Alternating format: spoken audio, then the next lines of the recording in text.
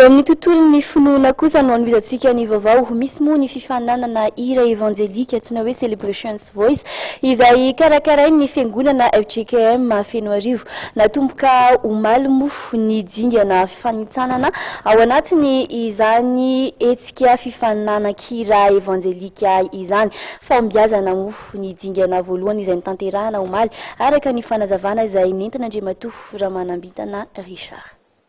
Celebrations Voice 2 nanomboka omaly alahady fahavalon'ny volana septambra ny fifantsanana 13 ny nandray anjara tao anatin'izany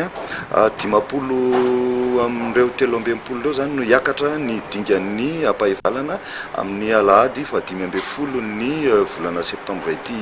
ihany. Fombiazana no azo lazaina hoe fisininy fifantsanana iny satria dia manarivo maro ny olona tonga nijery nanotrina ireo mpifaninana ireo ary isorana manokana ihany koa moa ny filohan'ny FJKM eto Madagasikara zany dia ny mpitandrina pasteur Lala Rasendrasina izay namevonahitra izany lanonana izany. Tsara marihana fa ny Celebrations Voice 2 ity dia ny izay voalohany hiatrika izany amin'izany FIFA ataontsika hoe final izany amin'ny dinga famaranana zany dia andeha ho an'ny mena billet makany Frantsa zany tana Paris tana ary indrindrindra hiatrika ny le grand concert karakarain'ny FPMA any Andafy zany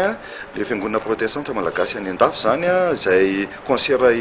ngeza be indrepande isa-taona zany io concert karakarain'ny FPMA io ka zay voalohany amin'io zany dia hiatrika andray anjara ao anatin'izany grand concert ny FPMA izany.